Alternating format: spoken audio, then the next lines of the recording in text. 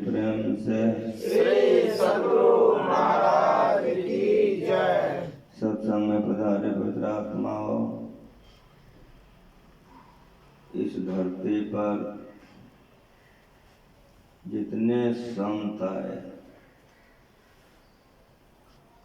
सभी संतों ने ईश्वर भक्ति का प्रचार किया। संतों ने ईश्वर भक्ति का प्रचार क्यों किया? तो जब से यह सृष्टि बनी है, तब से हम लोग मरते हैं और जन्मते हैं, इस दुख में पड़ गए। ये दुख से सदा के लिए छूट जाए, क्या उपाय है? जो उपाय है वह ईश्वर की भक्ति है। जो ईश्वर का भक्ति करते हैं, उनका जन्मना और मरना छूट जाता है, सदा की मुक्ति मुक्त हो जाता है। इसीलिए संतों ने ईश्वर भक्ति का प्रचार किया। गुरु महाराज जी के शब्दों में अभी हम लोग गाए कि आवागमन सम दुख दूजा है नहीं जग में कोई।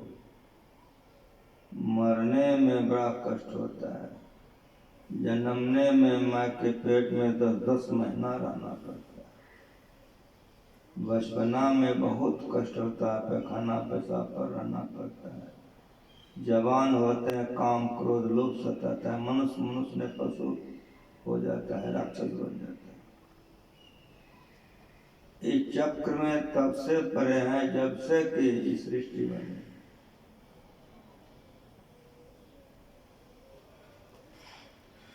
आवागमन सम दुख दूजा है नहीं जग में कोई। इसके निवारण के लिए अब ये जानना चाहिए कि प्रभु कैसा।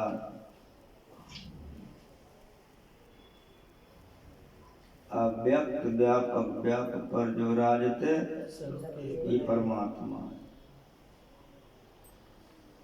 इसको छोड़कर किसी का भक्ति करेगा, ये दुख से मुक्ति नहीं होगा। वो अव्यक्त है,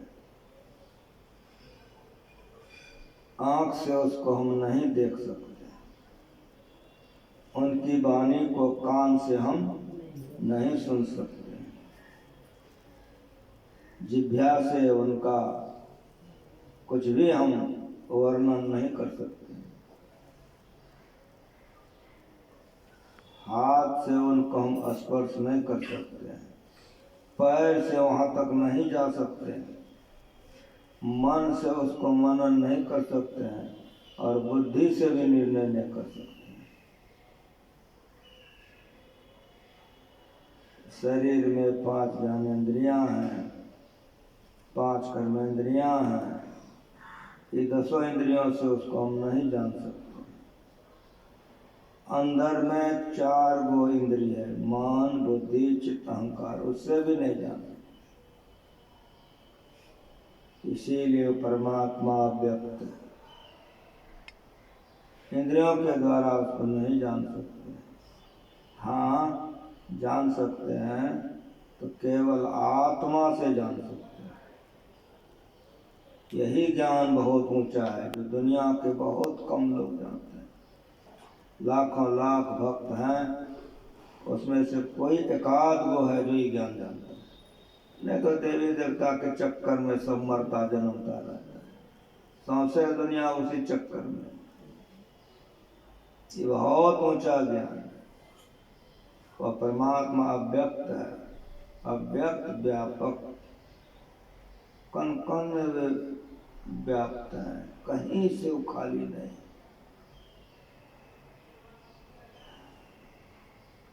ऐसा कोई स्थान नहीं है जहां वो नहीं है। अव्यक्त है लेकिन सब में व्यापक है। राम में व्यापक है, कृष्ण में व्यापक है, शिव जी में व्यापक है, दुर्गा माँ में व्यापक है, सब देवता में व्यापक है, यक्ष गंधर्व किन्नर नाग पशु सब में वो व्यापक है।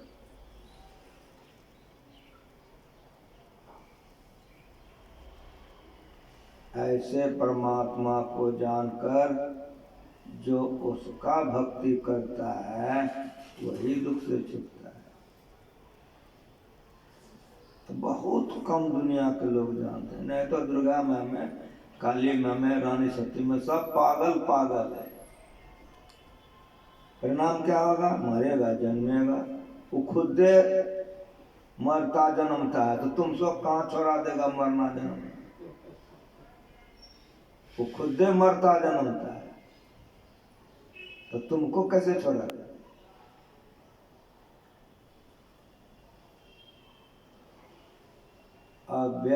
व्यापक व्याप पर 33 करोड़ देवी देवता यक्ष गंधर्व किन्नर नाग पशु स्थूल सूक्ष्म कारण महाकारण सब में वे व्यापक है। लेकिन व्यापक होकर के वो खत्म हो गए हैं, ऐसा वो नहीं है। सब में समाकर वो कितना बचा हुआ है वो कोई नहीं बता सकता है। व्यापक पर सब में व्यापक होकर के सबसे परे है। जितना में व्यापक है सब के सब जड़ कहलाते हैं।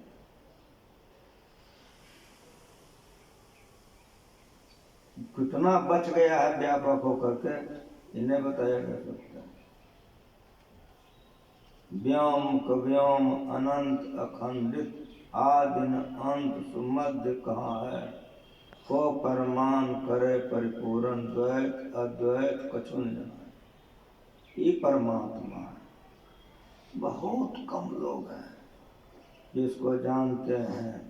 हमारे सत्संगी भी बहुत हैं, लेकिन लाखों में कोई एकाध गो सत्संगी है जो इधर उसका मन है।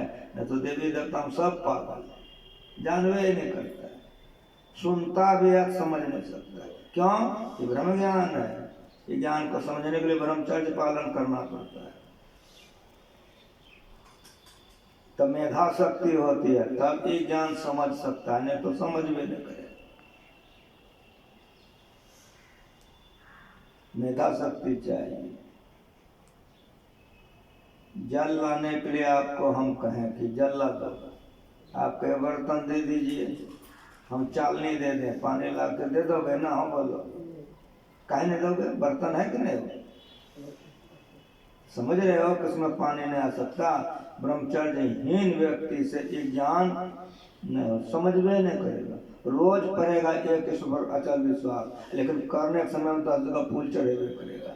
चू गया, जैसे पानी चू गया उसे बुद्धि में टिकिए नहीं सकता है एक ईश्वर क्या है। रोज सुनेगा, बोलेगा एक ईश्वर अचल विश्वास, अब करने के समय 10 जगह फूल चढ़ाएगा, खत्म, समाप्त। ये ब्रह्म ज्ञान है।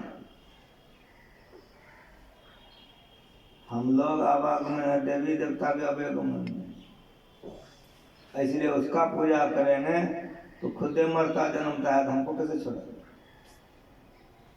इसीलिए संतों ने ईश्वर भक्ति का प्रचार किया। व्यापक पर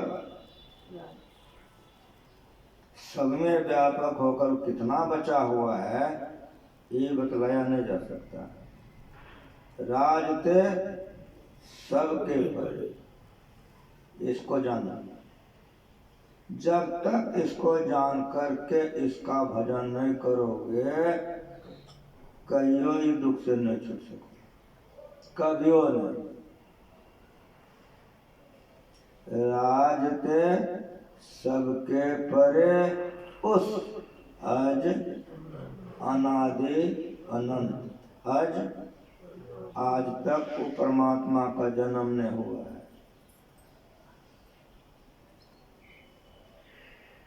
इसीलिए वो अज है, आज तक जन्म होवे नहीं किया, अनादि, उसका शुरुआत नहीं है। जिसका शुरुआत होता है उसका अंत हो जाता है, परमात्मा का शुरुआत नहीं है। धरती का शुरुआत है तो धरती का अंत है, पानी का शुरुआत है तो पानी का अंत है, हवा का शुरुआत है तो हवा का अंत है, आकाश का शुरुआत है तो आकाश का अंत है। परमात्मा का शुरुआत ही नहीं, वो अनादि है। उस अज अनादि अनंत, उसकी कहीं सीमा नहीं। वो इतना बड़ा है, वो इतना बड़ा है कि अभी कबीर साहब के सबने सुने, बरात है बड़ा, उससे कोई बड़ा नहीं। छोटे छोटा उतना महीन है कि सब में वो प्रवेश किया। बहुत ऊंचा ज्ञान है, सुनना, समझना, फिर करना बड़ा कठिन। सुन लेता है लोग, समझ नहीं सकता, करेगा कौन? कर ही नहीं सकता है, समझेगा तब न करेगा। वो अनंत है। अनंत का अर्थ क्या होता है? तो अनंत दुगो होगा तो दो जगह फूल चढ़ाने का कौन जगह है? कोई कर सकता है? क्यों नहीं कर सकता है? नहीं समझ सकता है। ये परमात्मा है, ये सब देवता का देवता है, सब देवी का देवी है, सब भगवान का भगवान है, सब माँ का माँ है, सब बाप का बाप है। ये एक है, ये अनंत है। अनंत का अर्थ होता है जिसका अंत नहीं। विचारने का विषय है। जो अनंत होगा वो एक होगा, दोगो नहीं होगा। जब दोगो नहीं होगा तो क्या विष्णु भगवान, एक लक्ष्मी माई होगा?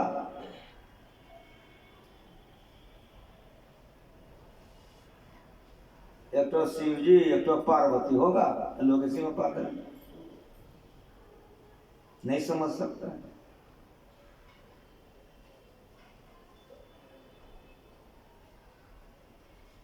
एक तो ब्रह्मा जी, एक तो सरस्वती जी होगा? दो होगा ही नहीं। इसीलिए वो न जनानी है न मर्दाना है। पदावली करो, जिंदों में रहकर न जिंदा कहता, मुर्दों में रहकर न मुर्दा कहता, सभी के परे जो परम तत्रूपी सोई आत्मा है, सोई आत्मा। ये ज्ञान आत्मज्ञान है, इसको ब्रह्म ज्ञान कहते हैं। समझना बड़ा कठिन, अत्यंत कठिन है। उस आज अनादि अनंत प्रभु प्रेम करना, जो अनंत से प्रेम करेगा उसी को अनंत सुख मिलेगा। जो अनंत से प्रेम नहीं करेगा उसको सुख नहीं मिलेगा। कौन सुख? आत्म सुख। आत्म सुख। गुरु महाराज सबको रटा के गए हैं, रोज पढ़ता है, वही हालत है जिसे पानी लाओ चलने में सब छू जाएगा। ब्रह्मचर्यहीन से ही ज्ञान मध्य में नहीं हटेगा, इसलिए गलती करवे करेगा, गलती करवे करेगा। जैसे पानी नहीं आ सकता चलने में, उस तरह से ब्रह्मचर्यहीन व्यक्ति के मस्तिष्क में ये ज्ञान टिक नहीं सकता। सुनेगा जरूर, छू जाएगा, फिर वही घंटा यहाँ भी फूल, घंटा वहाँ, घंटा अचरा उधर, घंटा खोजरा उधर। जब तक नहीं करेगा उसको शांति नहीं मिलेगा। सब दिन ऐसा करते आया है, आज नहीं करेगा उसको शांति से नहीं मिलेगा। बड़ा कठिन है, बड़ा कठिन है। ज्ञान समझ लेना कठिन है, करना तो दूर गया, समझ लेना कठिन है। जो मन से मनन नहीं किया जाता, बल्कि मन ही मनन किया हुआ कहा जाता है। जिस देश कालाक्षण वस्तु लोग उपासना करते हैं वो ब्रह्म नहीं है। प्रभाकरण वादियां उपनिषद कार ने कहा, वेद प्रभा के सुना दिए, नानक साहब का सुनवा दिया, कबीर साहब, सब संतों ने कहा है। बहुत कम लोग हैं इसको समझ सकते हैं। देवता का राजा कौन है? इंद्र। और दैत्य का राजा? जल्दी बोल। काहे लिए इतना दिन सत्संग करता है? दैत्य का राजा विरोचन। इन दोनों के मन में एक ज्ञान समझने का हुआ जो समझने के लिए चाहते हो। दैत्य का राजा विरोचन और देवता का राजा इंद्र, दोनों गए ब्रह्मा जी के पास कि यह ज्ञान हमको सुनाइए। ब्रह्मा जी ने दोनों से कहा कि सुनो, पहले पात्र बनो तब सुन सकोगे। साधारण ज्ञान है ये, तब सब बौखता है कि बौखता है सब का पहले पात्र बनो तब जो ज्ञान सिखाऊंगा टिक सकेगा, समझ सको। दोनों ने कहा पितामह, पात्र बनने के लिए क्या करना होगा? का 30 वर्ष तक ब्रह्मचर्य पालन करके रहे। ये गुरु महाराज जी का प्रवचन है, पढ़े हो गए। समय समय पर गुरु महाराज सब सिखा के गए हैं। लोग सीखे सीखे नहीं सीखे नहीं सीखे। का 30 वर्ष तक ब्रह्मचर्य का पालन करते हो। 30 वर्ष पीछे के आगे चला गया। दोनों 30 वर्ष के बाद आया, तब कहा कि पितामह 30 वर्ष ब्रह्मचर्य पालन करके आ गए। कहा ठीक है, घर चले जाओ, खाओ बढ़िया बढ़िया भोजन बनवा के पुष्ट खाना, और घर में जितना गहना जेवर होगा पहन लेना, अच्छा अच्छा कपड़ा पहन के खूब सज धज करके मेरे पास आओ। दोनों चला गए, खूब बढ़िया पुष्ट खाकर सज धज करके आ गया। ब्रह्मा जी ने कहा कि जल में परछाई देखो। देखा, कहा वही ब्रह्म है। विरोचन गदगद हो गया। खूब खाओ पियो सजो सजाओ, यही ब्रह्म है। चला गया मस्ती से। लेकिन इंद्र लौट गया। इंद्र लौट गया। इसलिए आश्रय संपदा और दैविक संपदा बड़ा कठिन ज्ञान है संत।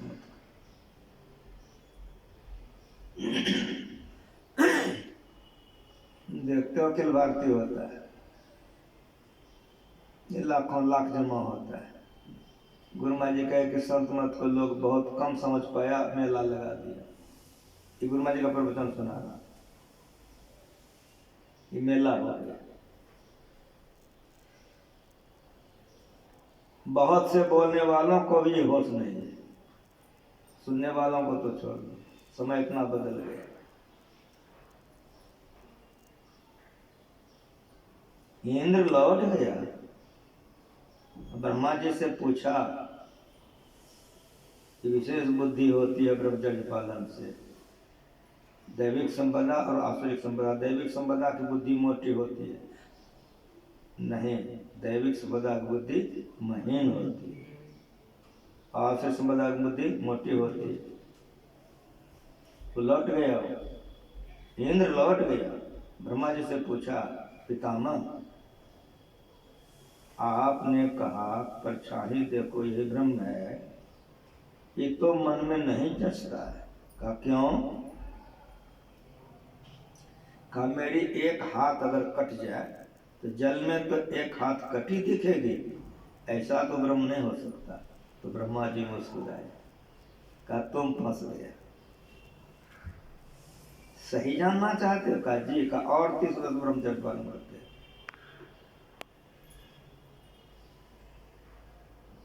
आया, कहा आ गया हूं। कहा सुनो, तुम्हारे आंख में हमारी परछाई पड़ती है, प्रतिबिंब आंख में। कहा जी। कहा वही ब्रह्म। इंद्र फिर लौट गया। कहा पितामह नहीं जचती है।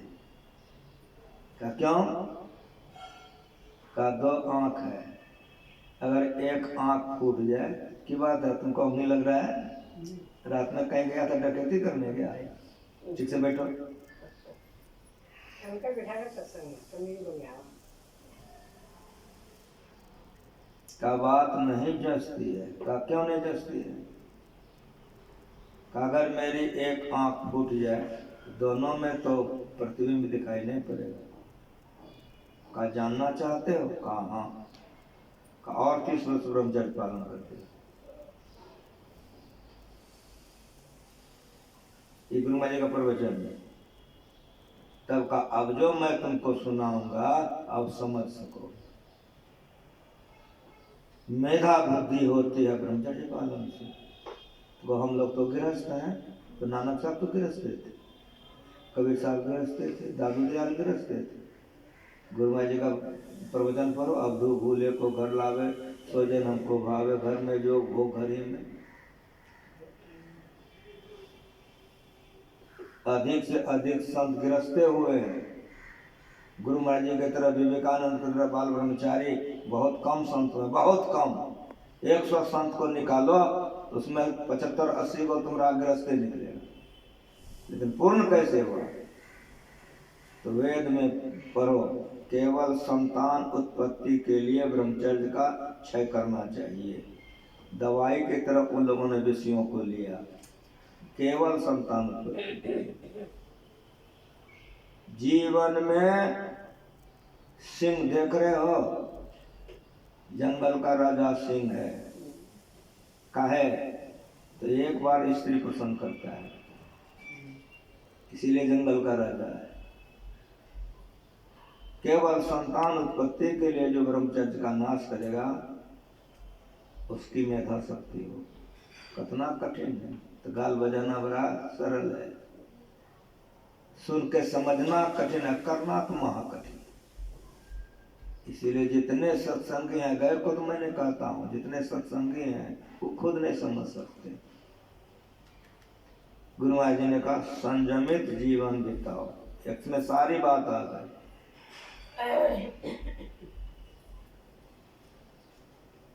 शादी हुई थी मीरा की, एक कटोबाल बच्चा नहीं हुआ, पति उसका शरीर छोड़ दिया, दूसरा ब्याह नहीं की, संयम से रही, इतना भजन के जीवन सफल हो गए।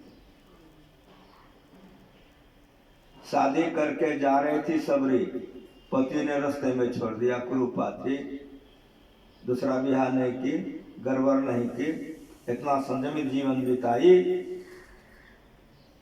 किसी जन्म में ब्रह्म को प्राप्त करके अमर हो गए। उपमा नहीं है सो मत सुनो, अरबों में ये को है, लेकिन है कि नहीं है? नानक साहब को 2 लड़के थे, पूर्ण संत थे, ये पहले गुरु हैं। और 10वां गुरु गोविंद सिंह थे, अपने बिहार के, पटना साहिब में उनका गुरुद्वारा है। 4 लड़के थे गुरु गोविंद सिंह को, पूर्ण संत। जन्म से लेकर जब तक शादी नहीं हो, लड़की हो या लड़का हो, खूब ब्रह्मचर्य का पालन करना चाहिए। शादी होने के बाद केवल संतान उत्पत्ति के लिए शरीर का क्षय करना चाहिए। मेधा शक्ति होगी, शरीर स्वस्थ सबल रहेगा, तब वो एक आसन से देर बैठ सकेगा, एक क्रिया में सफल हो सकेगा। जो सुनेगा वो समझ सकेगा और टिका सकेगा, उसके मस्तिष्क में ज्ञान टिकेगा, तब गलती नहीं करेगा। कंटा यहाँ भी फूल, कंटा वहाँ भी, कंटा चंदन इधर, कंटा अगरबत्ती उधर, ये नहीं करेगा। वो अनंत है, एक जगह चरा दिया सब जगह चले गए। गंगा जी कहाँ से निकली है? गौमुखी से। गंगा जी कहाँ से निकली है? गौमुखी से। गौमुखी से हरिद्वार में आकर गंगा जी पतली है, लेकिन बिहार में आकर खूब चौड़ी हो गई। और तुम्हारा ये कलकत्ता है, ये कलकत्ते में आते आते समुद्र में जाकर के खत्म हो गई।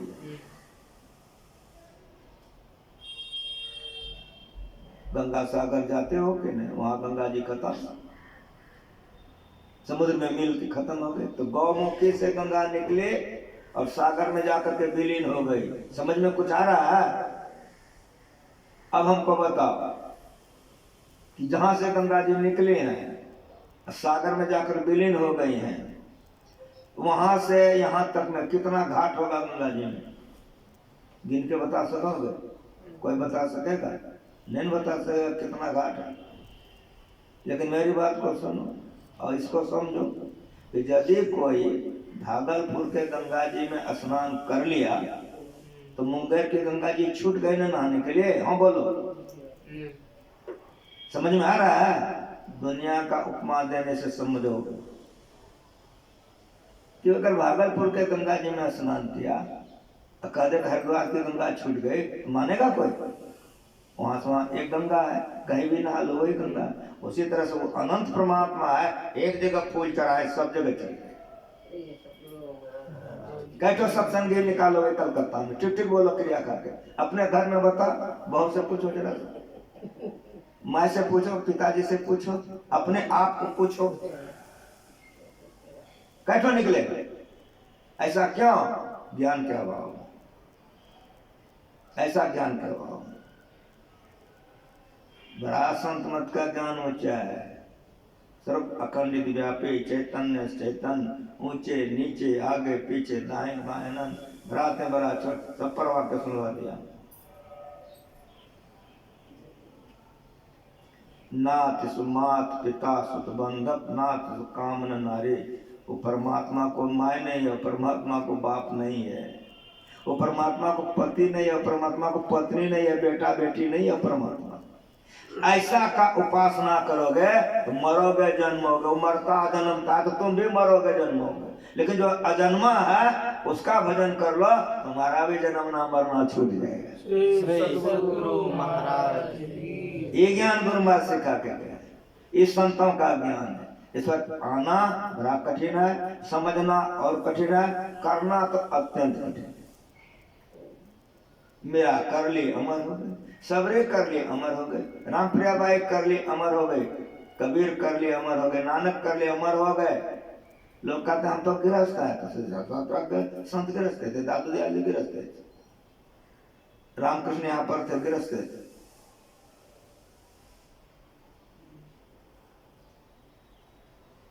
ज्ञान को समझना चाहिए। इसीलिए इस जन्म में यदि ब्रह्म को जान लिया तो बराबर यहाँ नहीं जाना तो बड़ी भारी हानि होगी। हानि क्या होगी?